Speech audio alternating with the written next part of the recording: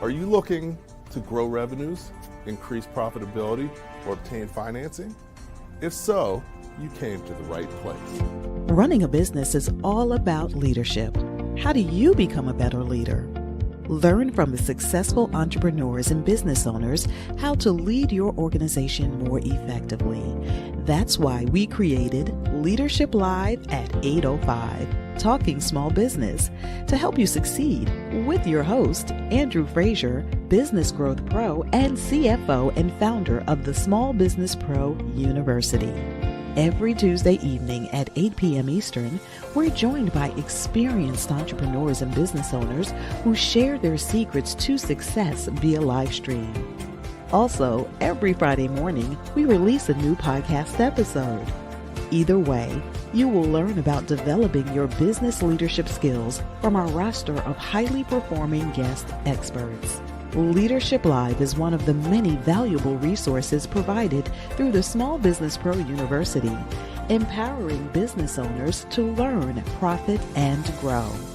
Find out more at sbprou.com.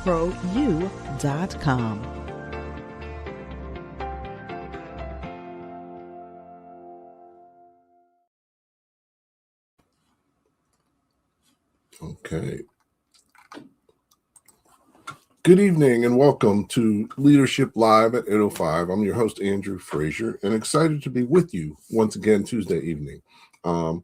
As you know, as a business owner, there's so many things you need to know that it's not really possible to know them all.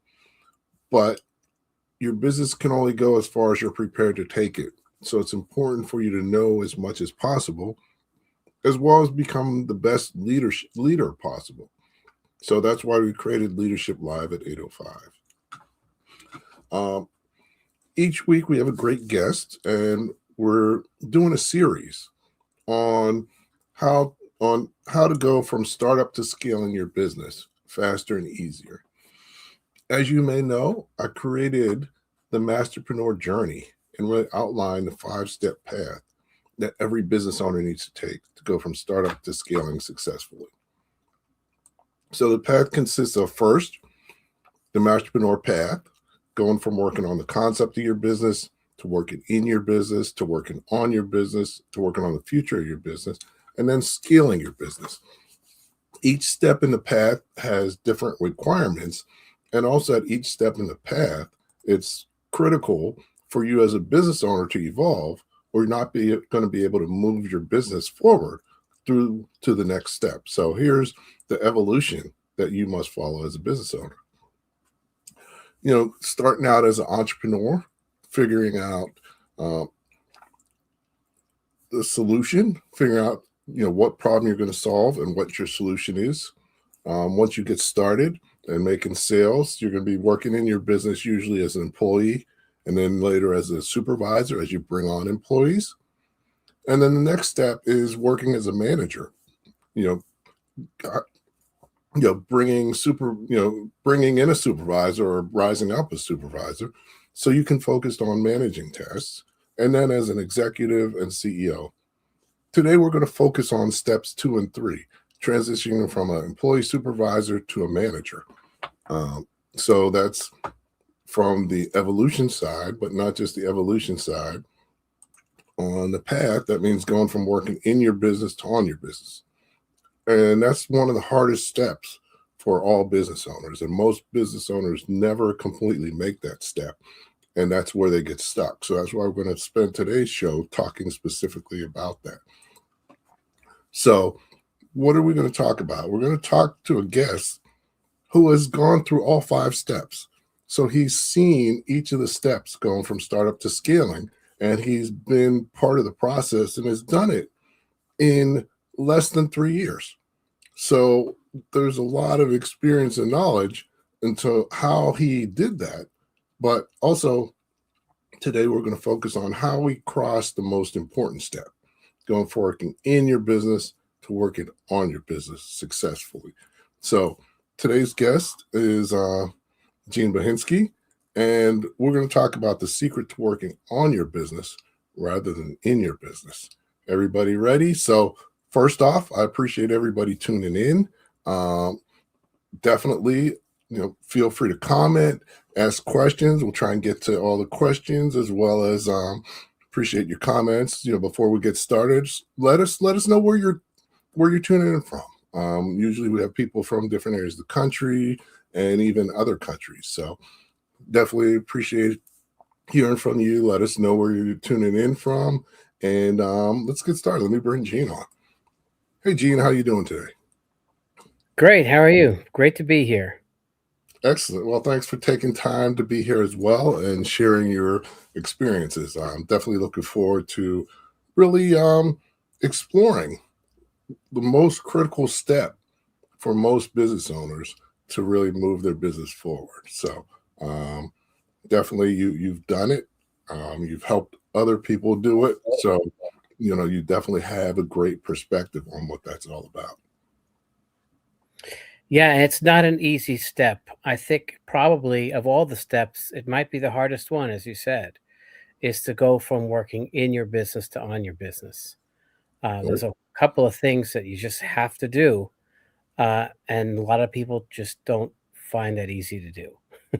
Yes, because you have to really change your whole leadership style.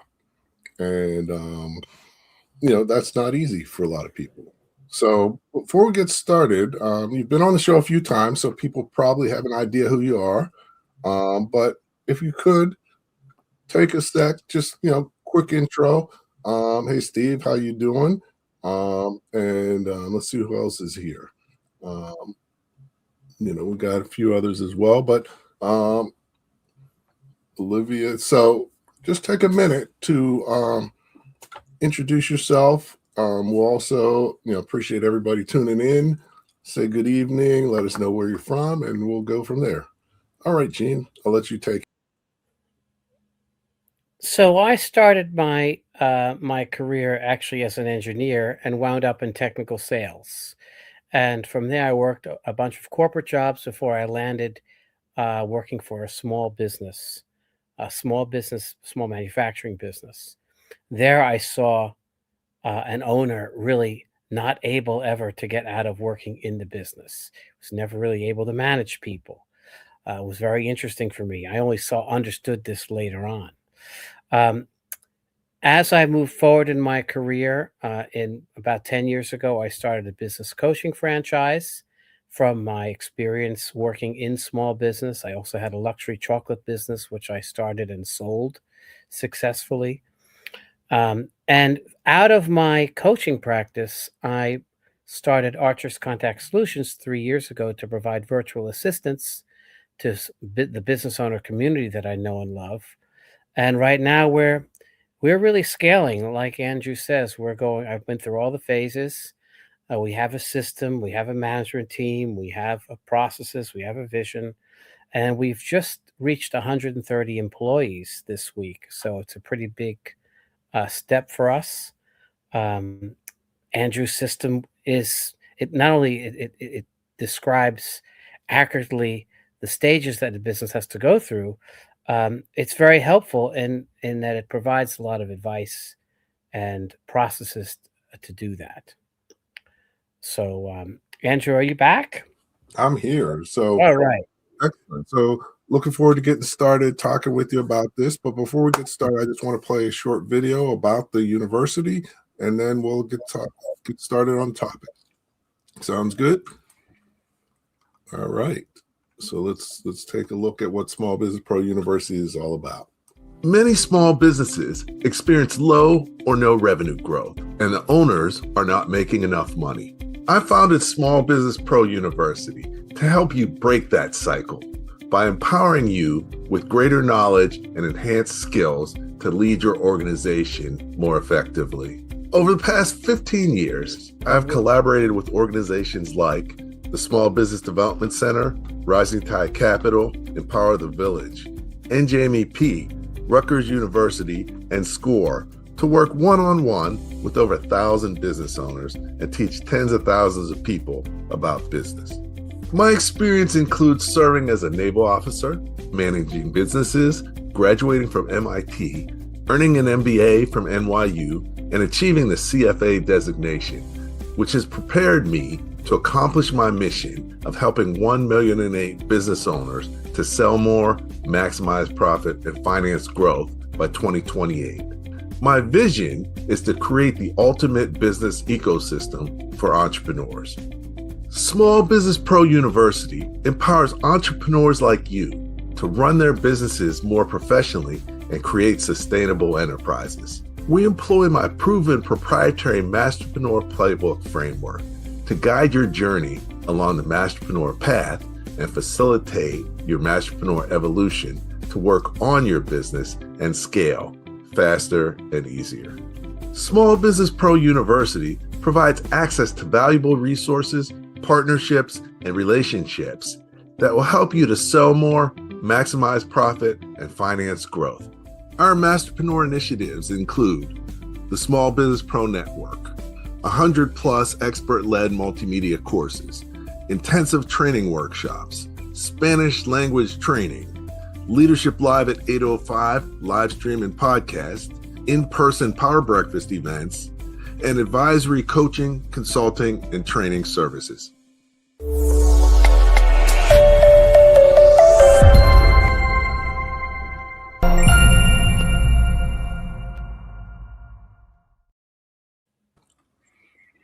Okay, welcome. Let's get started. So, Gene, you talked a little bit about your path, and just a few years ago, I think less than 3 years, you've gotten to well over 100 employees, which is a tremendous feat, and very few people get to that point. So we're going to talk a little bit about your journey. We initially talked about really going from how you went from your concept to working in your business, and really finding that what you thought the business was going to be is not actually what the business turned out to be. And, That's right. So the best laid plans, no matter what, when you come out with your plans, you're going to have to make adjustments, and many times pretty significant adjustments. Talk a little bit about what you planned it to be and what it ended up being. Well, sure. With my partner, we planned actually to be more of a call center and get larger contracts for people doing sales campaigns. And there's two types of sales campaigns. There's pay per performance, and then there's fixed campaigns. And that's what we started with. And originally, I was going to do my other business, which was kind of on the side. I did some lead generation and some virtual assistants, um, pe- uh, you know, placements for a couple of clients, you being one of them. And originally, we didn't really think of going into the executive virtual assistants as being the main part of the business. But as every time you start a business, right? Every time you enter a business, you got to be ready to pivot. You got to be ready to learn from your mistakes and learn from your customers what they really want. And any successful business has done this. And sometimes, against the will of the owner. Like originally, I had no interest in getting into the VA business, but I found out that that's what people wanted. That's what my clients wanted. I found out that it was also easy to sell, much easier to sell than any other kind of business services.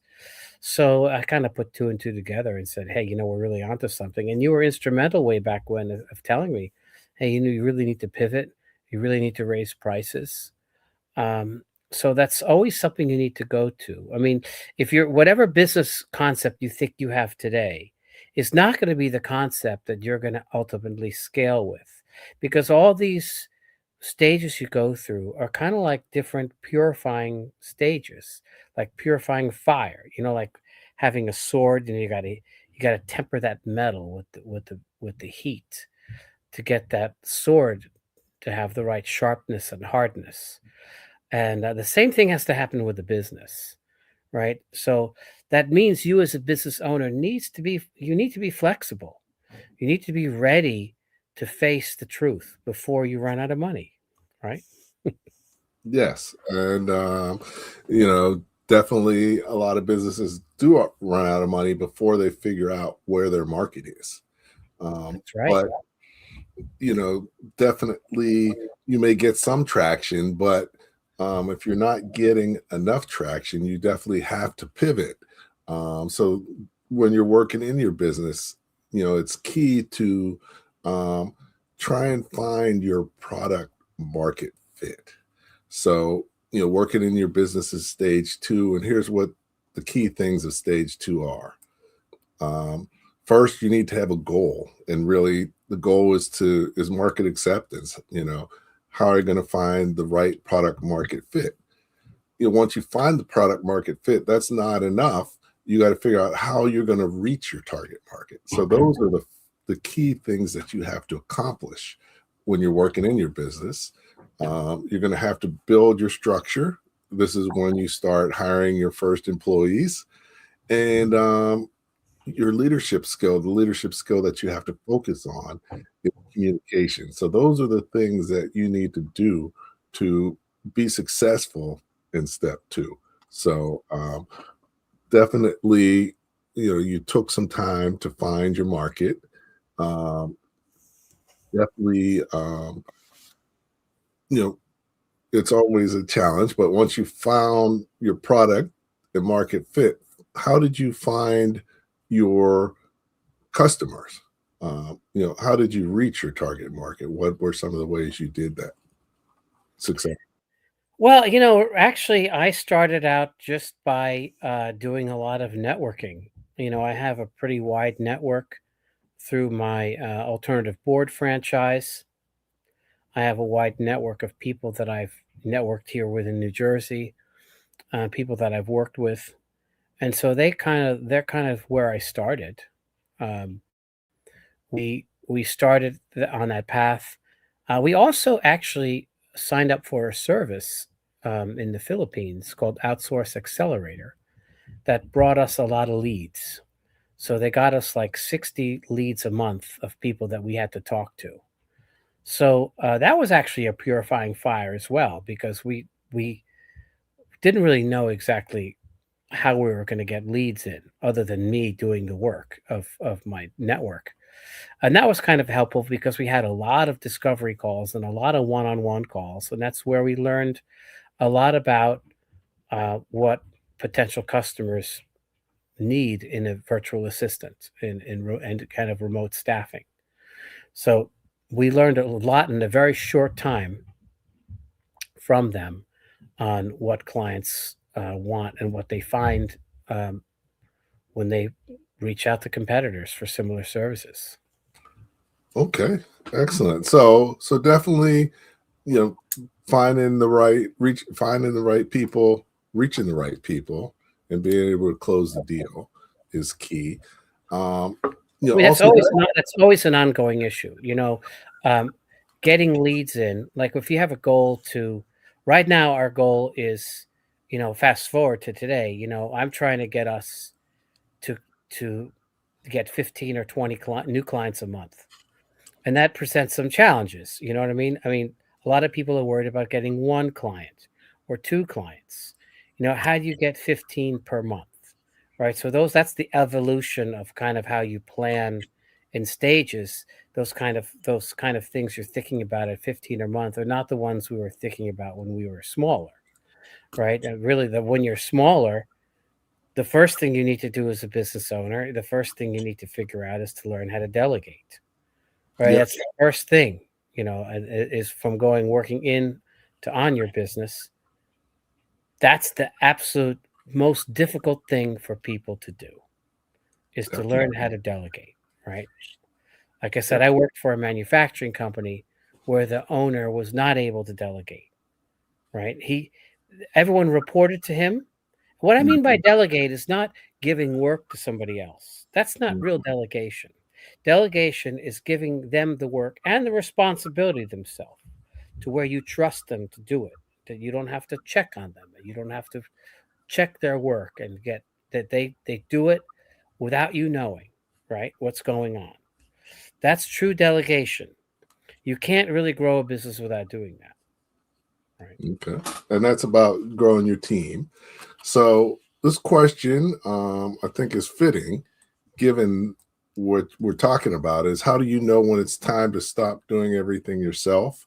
How do you also incorporate how do you know when you should hire your first employee? Um, Well, there's two ways to look at this.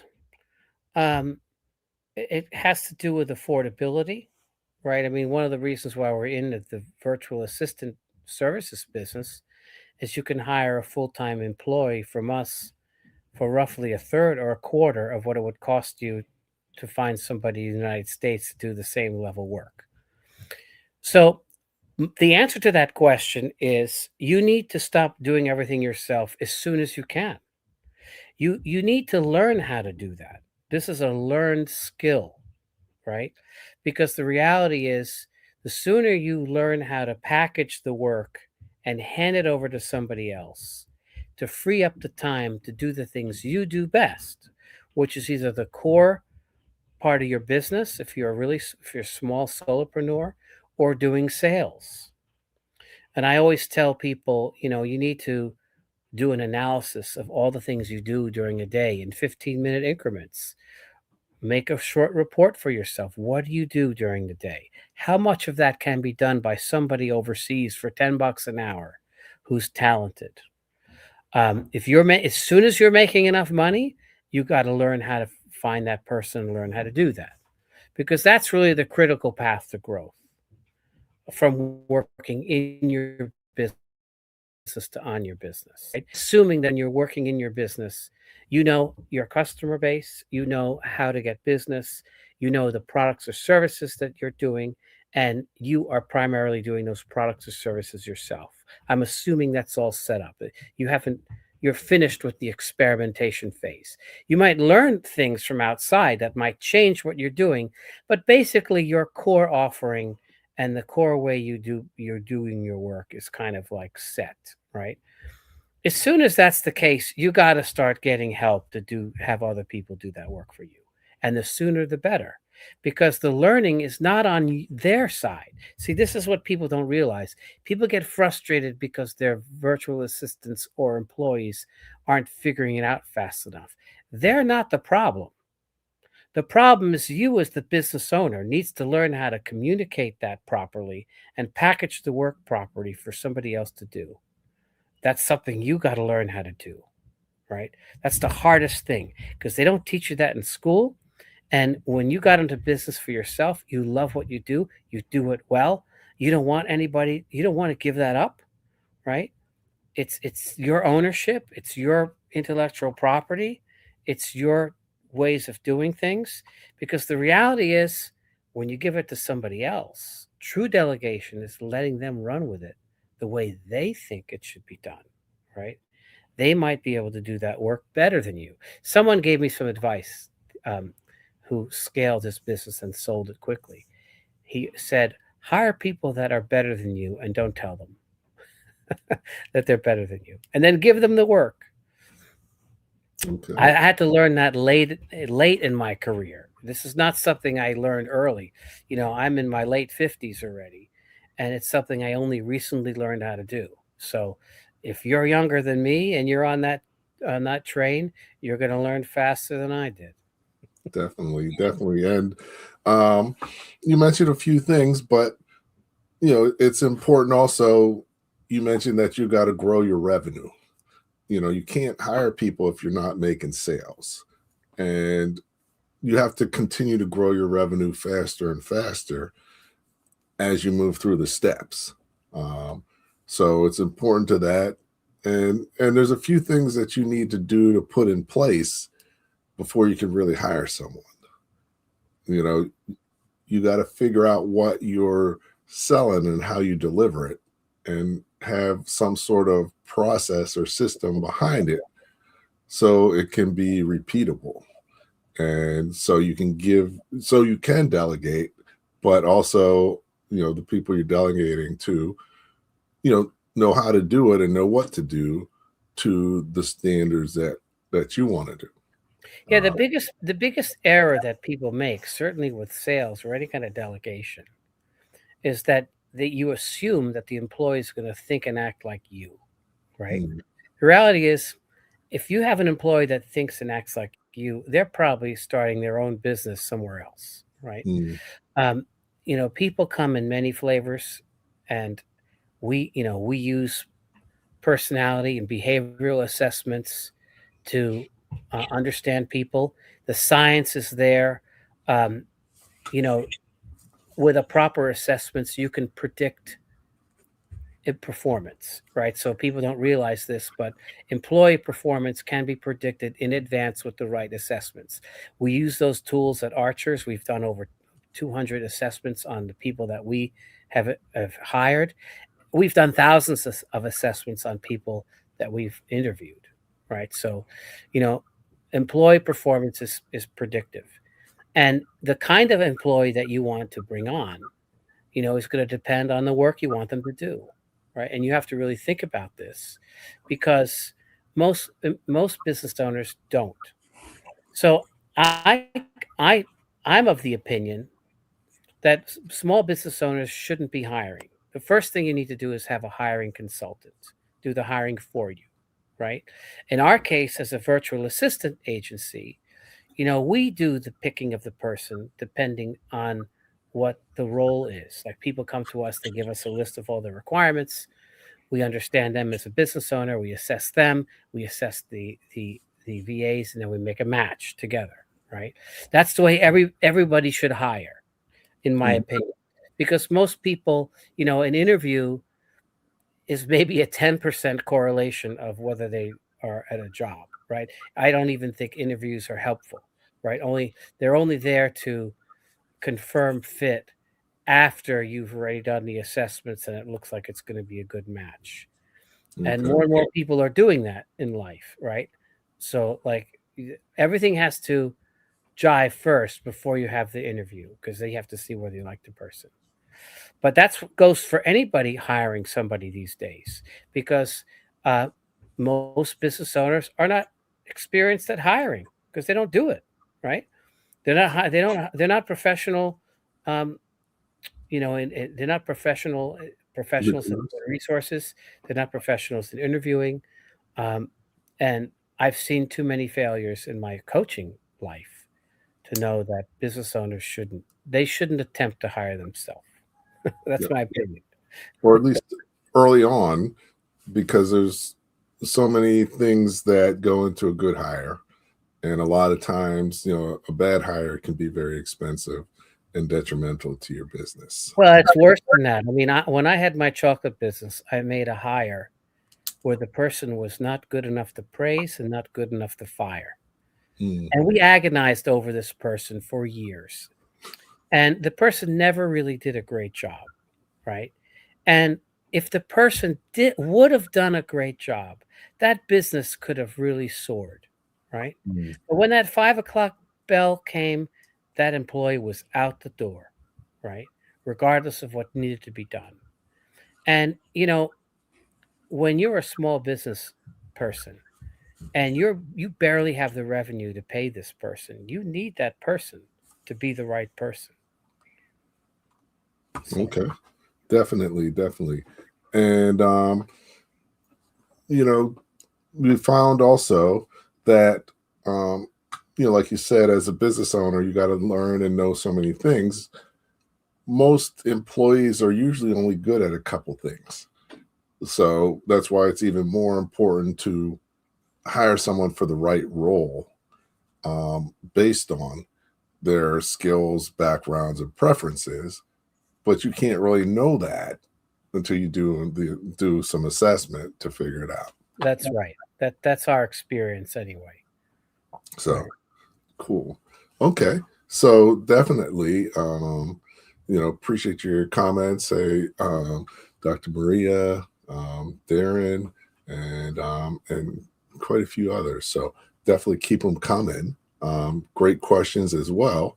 I think you sort of hinted at this, but I've got a question from Bob. So why don't we just make sure we directly answer it?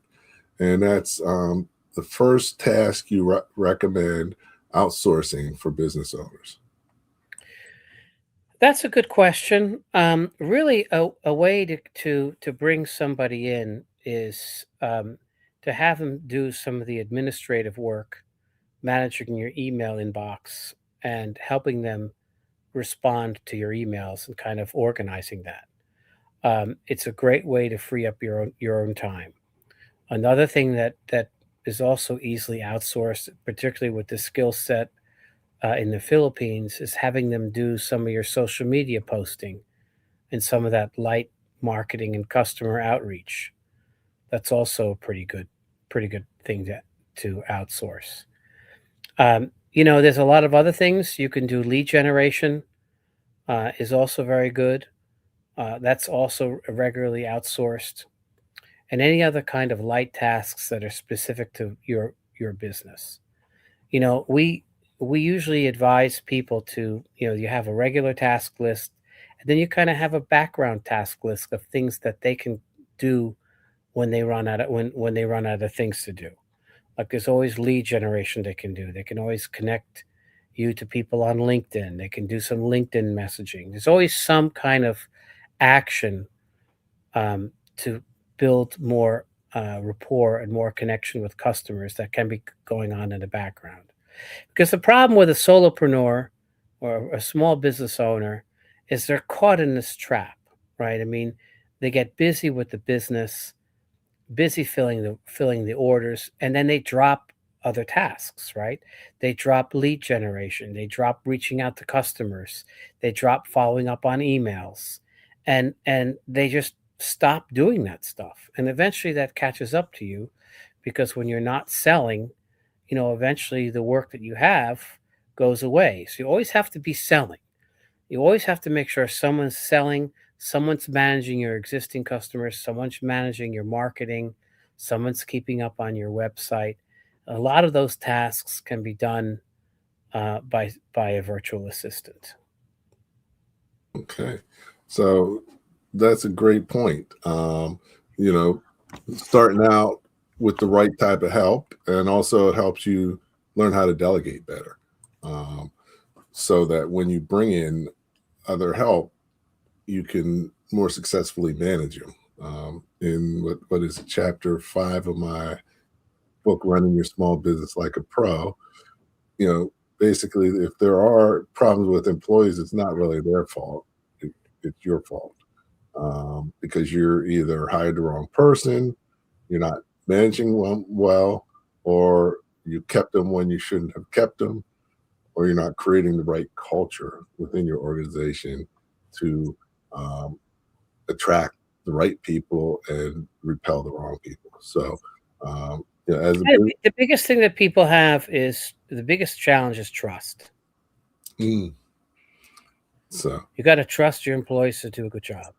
And the other thing is that, there's a lot of people that culturally, it's also a cultural issue. And I have to point this out too, mhm, especially if you come from traditional cultures. Um, the There's a lot of tradition to yell at people when they make mistakes, mm, right? And that doesn't ever really work well today. And the reason for that is that people today, our roles are very complicated and require our employees as well as our virtual assistants to think for themselves, right? And use their own initiative to make decisions about the work that they do. If they're pissed off at you because you're yelling at them, that stops. They have no interest in engaging anymore in the work. They only interest in doing the minimum. I saw this at the manufacturing company all the time. It was old school guys from Eastern Europe used to come in and regularly rattle everybody's cages, yell at them if they're 2 minutes late from their break, this kind of nonsense, right? And they don't realize that those people were fuming for the rest of the day. They slow walked the day. Their productivity was in half. They went home upset, right? So that kind of business management is common in all over the world, but it's common in America too. That if you're going to yell at your people, you're not going to work their best, right? And especially if they're doing intellectual work, you can't treat people that way, right? Because they're not going to want to engage. They're not going to, um, they're not going to find that problem that they're letting go, right? They're going to be like, he yelled at me. He doesn't really care about me too much. I'm just going to let this thing slide. I don't care if it hurts him or not, as long as I get my paycheck. And so, if you want to grow a business around trust, you need to trust the people. You need to learn how to trust people, delegate trust, and encourage. And here's the challenge: when they do the job in a way you don't like, right? How do you step in then? Right? Do you blast them? Do you teach them? Do you mentor them? In these days and age, you really have to mentor and teach if you want your organization to be healthy, right? Because like if you're screaming at them and you have managers, guess what's going to happen? Those managers are going to be screaming at their subordinates too. They're going to be yelling at them the way you're yelling at them, right? And that doesn't really produce the best results. Especially, it might have been okay if you're doing, you know, thoughtless mechanical work, where you can kind of yell at people for motivation. But when you're doing this kind of intellectual work, that doesn't work. Mm. Okay. So definitely how you treat people does make a huge difference. And I will say this. That I come from a cultural background and a previous background where I was more prone to do that. So I Mm. was more prone to get frustrated at them and yell and lash out and point out the problems. And that's something that I actually had to change myself. So I say this as a previous offender. Yeah, the reformed yeller. A reformed yeller, right? I had to have the same issue with my kids, right? I mean, the Mhm. same thing. If you're screaming at your kids all the time, that's not really the right way that you're going to grow confident, helpful, and mentoring kids, right? Because they're going to end up screaming at their kids, and the whole cycle just keeps going on, right? So if you got to break that cycle of screaming at people, because the other person only hears anger, right? And then in their mind, the only thing they're thinking of is, how do I not get the person angry? Which means I'm not going to tell them anything to make them upset. And that's how communication stops in families and in businesses and with employees, right? Yeah.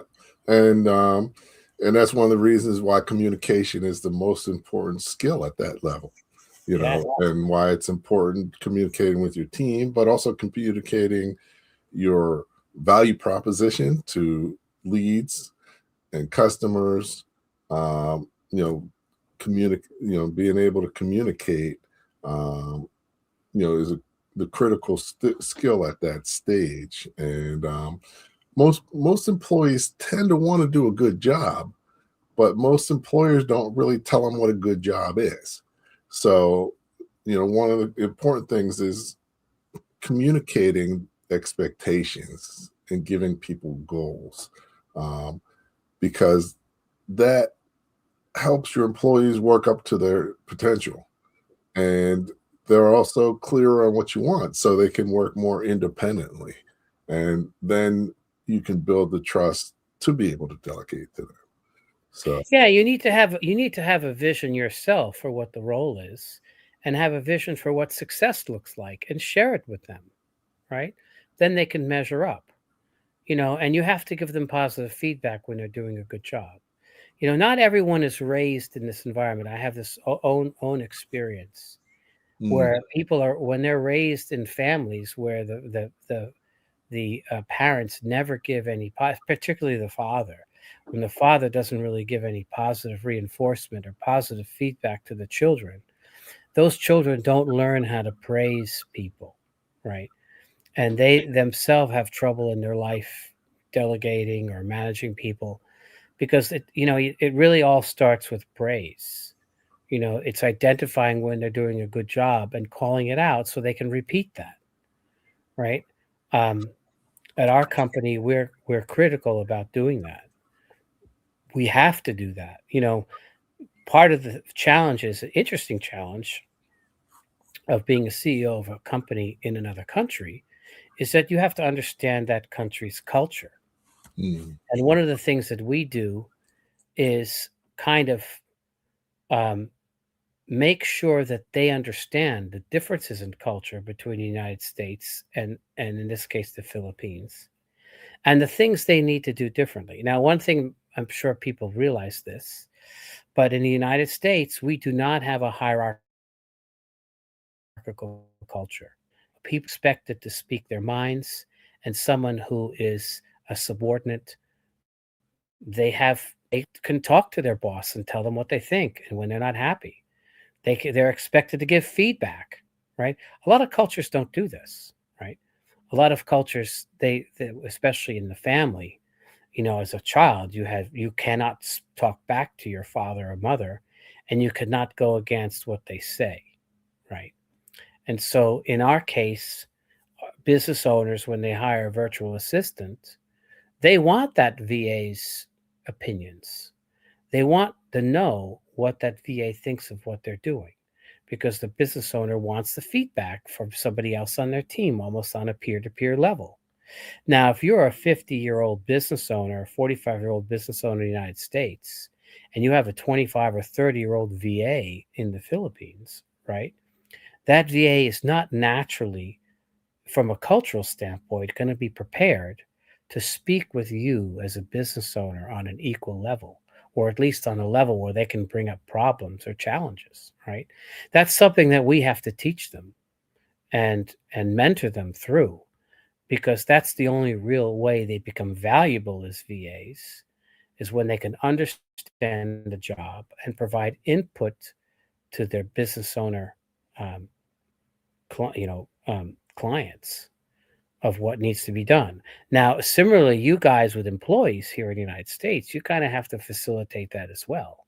You want your employees to give their feedback and their assessments, and you want to have an environment that encourages that feedback and encourages open and honest conversation about what's going on, because it's only in that context that you could make good business decisions, right? You need real information that's honest and true that you can act on, right?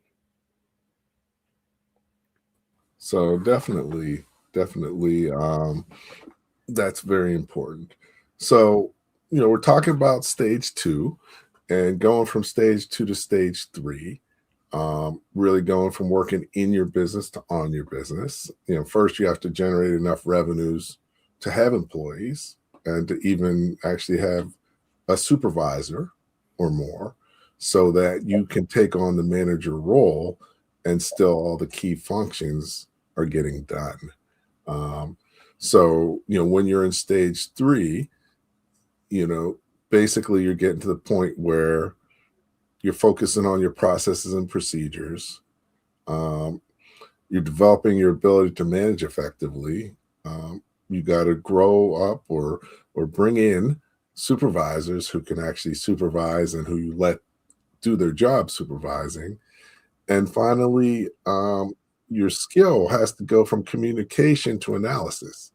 And a lot of people have not really developed their analysis skills, and many times they're afraid of analysis. Uh, but if you don't analyze your business, there's no way you can set up the right processes and procedures and optimize them and optimize the rest of your business, which is really what a manager's job is. So if nobody's doing that, your business isn't going to be able to successfully um, achieve that stage. Now, you went through the process pretty quick from stage two to stage three because you started out with a team. Um, but yet, and still, um, there were some challenges doing that. And also, some of the challenges of going from two to three you experienced previously in the business with your team, or you and your team learned those earlier. But talk a little bit about going from working in your business to on your business. Well, I think the biggest thing was, once you're doing um, whatever product or service that you're doing over and over again, you have to analyze how that product or service is being delivered, right? In our case, managing VAs, before we had the formal business, we had challenges with them not having good computers and not having good internet access because they were working from home. We decided to open an office because we needed to be able to control the quality. We needed to be able to coach them. We needed to be able to see what they were doing. As this is how the progression goes. Some of the measurements we were making, we were looking at the cost of obviously understanding the cost of providing the service to make sure we were making money. We had to look at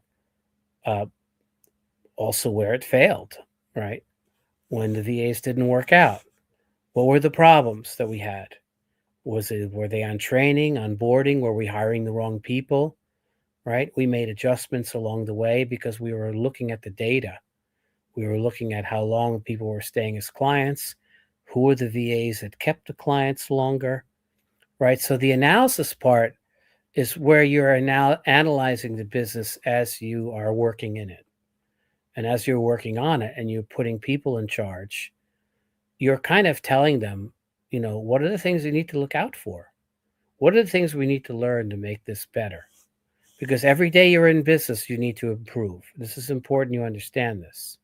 You've basically launched a big experiment in continuous improvement, right? And it's just like from the manufacturing days. Remember Edward Deming and all the manufacturing? He went to Japan and got Toyota to learn about continuous improvement. Everything can be improved all the time. And the way you make money is you're like crazy about looking at those details.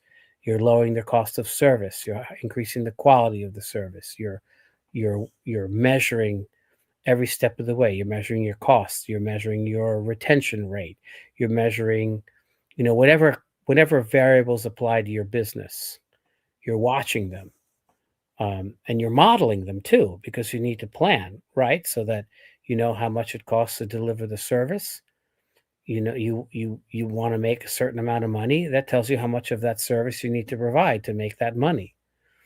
You plan for success. And when you plan for success, you reach the goal eventually, right? Without a plan and without a goal, you're not going to reach it.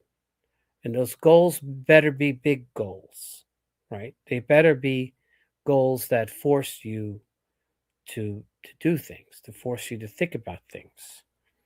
I mean, there was this book, this Rockefeller Habits book, that told you to think about 10x. How do you think about your business when it's going to be 10 times the size? Well, if it's 10 times the size as it is now, there isn't anything that business is going to be doing in 10 years that's going to be the same as today. The people are going to be doing different things. The work is going to be split up into categories. We kind of already thought ahead that we were going to need some sort of management team and some sort of way to grow it, to systematize its work. We were kind of thinking about that from the beginning as we were developing the service. So, you always got to be thinking ahead, but that working in your business to on your business, the reason why that's so hard is because a lot of the business owners continue to like to do the work and find it very difficult to let go of the day-to-day work and hand it over to other people. And then this is where I think it's important. I'm sure Andrew would agree.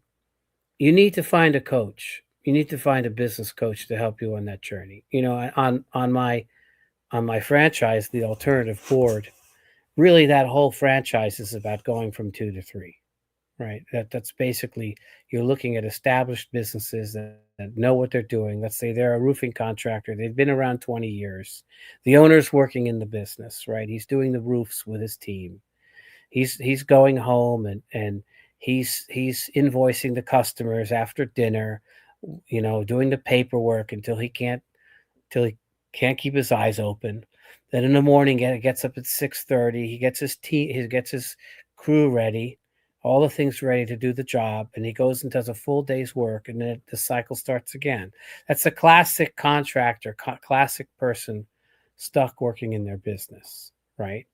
And how does that person go from, having a crew to having 8, 9 teams running 4 or 5 concurrent jobs where he doesn't even go, finish.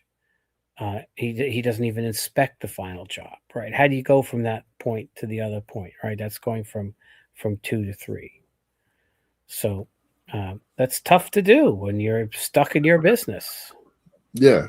No, I mean, that's probably one of the most difficult things to do as a business owner, because one,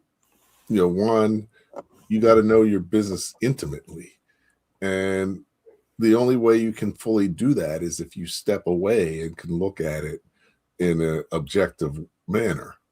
But you have to have employees and supervisors so that you can see how the process is going and you can continue to optimize it. Like Gene said, if you grow, I've heard, every time you double in size, everything in your business breaks. So you have to create new processes and systems to handle the growth. And planning and preparing and measuring is critical to being able to do that successfully. So, definitely very important what we're talking about as far as that. So now, everybody talks about you got to have processes and procedures, but what are they, and how do they really work? Because some people have misconceptions of what that means and what that is.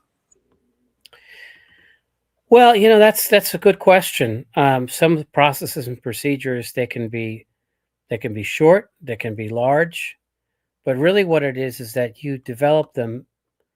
I think it's always a good case to develop them while you're hiring the people, and you're really laying out what the person needs to do.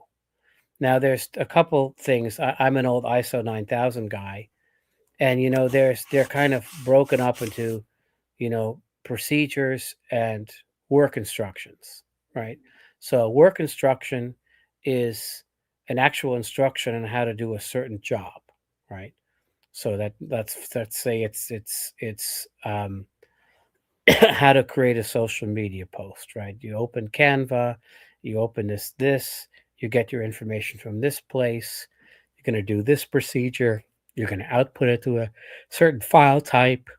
Then you're going to post it on LinkedIn. Here are the credentials, right? That's a work instruction for a specific job. Procedures are a little bit more general. These are the kind of things on how you do general business procedures, like what does the business do, right? So, we our procedures that we are a roofing contractor. How do we get the orders? How do we do a bill of material for the job? How do we cost the job? How do we do some of those things are work instructions, some of those are the procedures. You need to define these things somewhat in writing, so you know how to do them. The good news is a lot of just about every job has been done before, and you can search for job descriptions and procedures and all kinds of things like this online that you can then edit for your own use. In our case, for our company, when we have a virtual assistant that's um, assigned to a company, we help create the procedures. We make that it's called a VA playbook, where we have all the processes and procedures for that one role written down, so that we know what they are in case something happens to the person. Okay. So yeah, so definitely that is key. And one of the biggest pieces, your business can only go as far as you're prepared to take it. So, you start out as an employee focusing on daily tasks, but you have to get beyond that to focus on weekly goals as more of a supervisor. You need to bring in people who do the daily tasks so you can supervise them. From there, that's working in your business where you got employees or it's just you're working in it in a supervisor or employee role or a little bit of both. But at the manager level, it's a totally different role. And it's important. A lot of business owners like to be liked, but your job's not to be liked. How many people actually like their supervisors? Even more so, how many people like their managers? So you have to evolve and become a different person and be able to do it successfully so you can lead in a way that your business can grow. Yeah, and the most important thing is you gotta do it in a way, in my experience, it's a lot easier to do when it's not personal. When you establish vision for the way that where the company is going, which is something you need to do. Everyone needs to know the vision for the company. Everyone needs to know why the company exists. Everyone needs to know how their role fits into that. When you're doing any disciplining or you're educating your subordinates on what they should be doing, it's always in context of that company vision, right? It's always in context of them knowing what that is. And you always refer back to that because you don't want to make it about your opinion about the person, right? So that's where things get ugly in any type of management when it becomes personal. Like, of course, everybody's going to take it personally because it's their job and they're investing their own life in this, right? A job is a very personal thing. But as a business owner and a leader, you have to make sure that the business is going in a direction you set it, right? And you have to communicate that vision to the employees. And if they're not measuring up, you have to communicate that too, but in context of the vision, not in context of your personal opinion about the person. It's very important. Definitely. And focusing on, the goal, the right goals. But they're going to follow what you do, not necessarily what you say. Got a quick question here because we're coming up on the hour, but I just want to have you take a look at this real quick. Are HR recruiters asking the wrong person? How often are they asking for the wrong person in advertisements and misalignment between education requested and skill set for the successful onboarding? So, My opinion is that's true. Mhm. I don't think people are using assessments enough, and I don't think that people in general understand what success looks like in the role. I think there's a very low awareness of this. Mhm. And I would say that looking by major or experience really does very little, honestly, in my opinion. If you're not doing personality assessments and you yourself don't understand them yourself, right? And understand how that affects the people in the roles. I mean, this is a general kind of just in general. I don't think people understand that. Most, I think maybe a handful, maybe 2 or 3% of the people understand the importance of assessments. You know, and then there's a lot of assessments that don't work well, right? I mean, we used DISC for a while, and we got out of DISC because it wasn't predictive enough. It produced something, but it didn't predict performance in a role, right? So that we had to use something else. We moved to something called the Culture Index, which is not cheap, but it is predictive, and it's a secret sauce.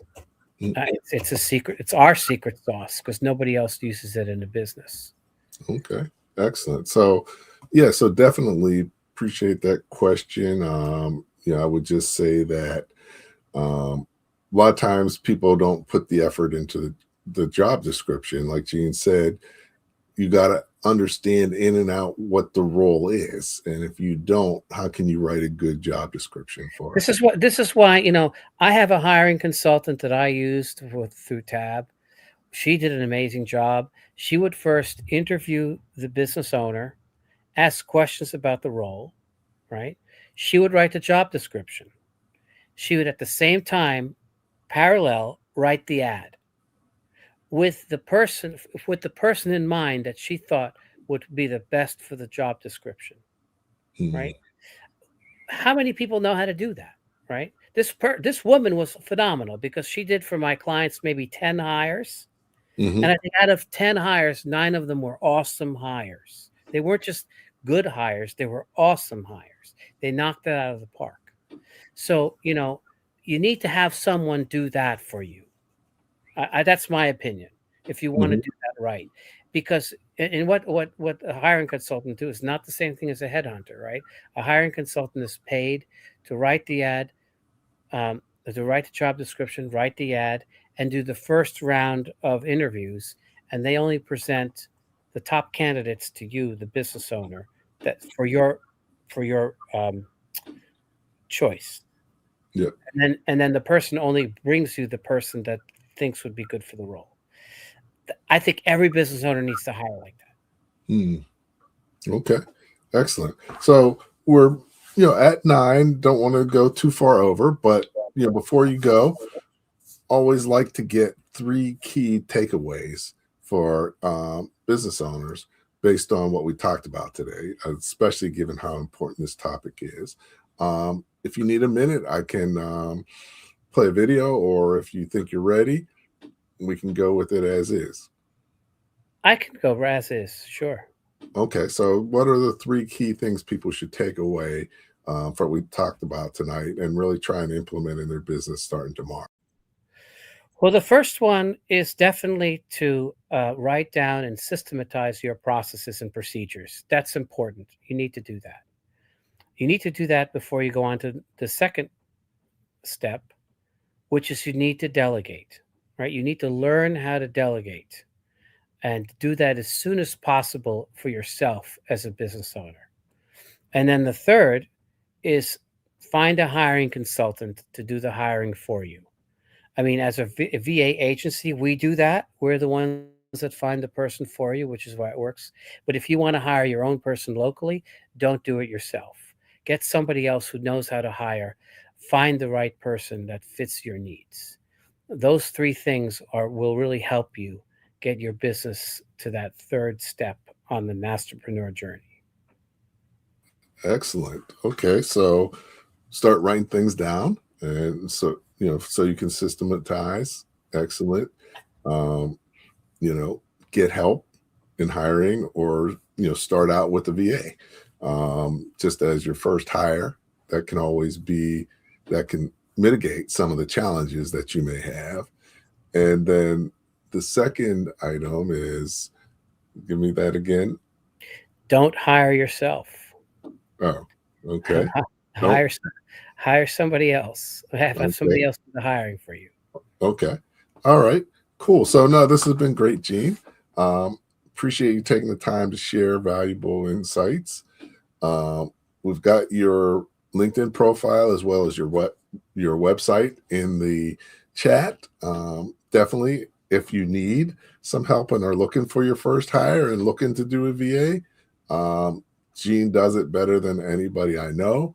I'm working with a couple VAs from his firm, and that's really helped me to move my business forward a lot faster and better. So, Gene, anything you want to share before we close out?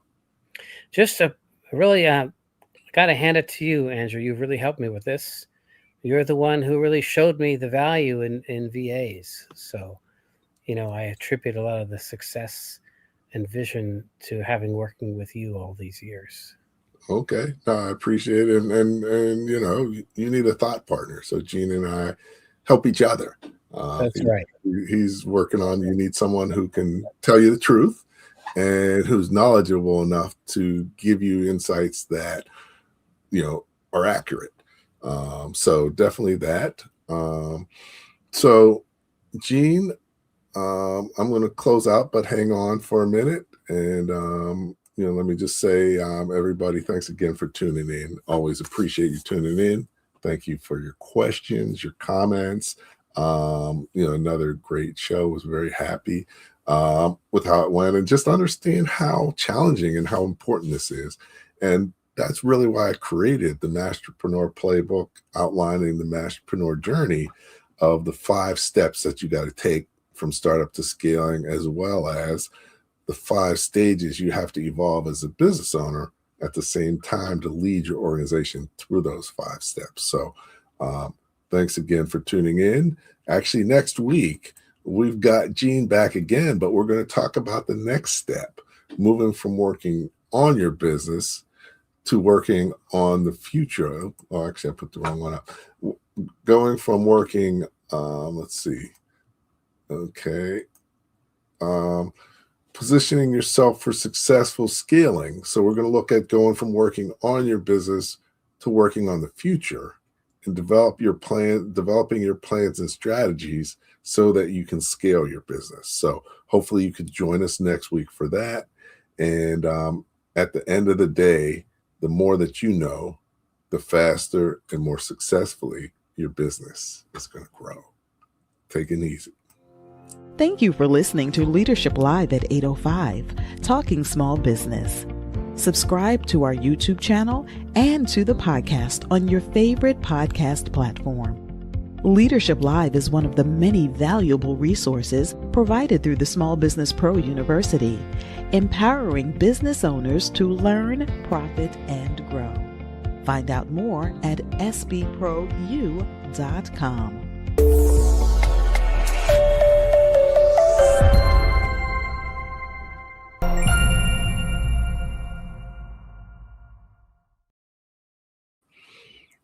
Good.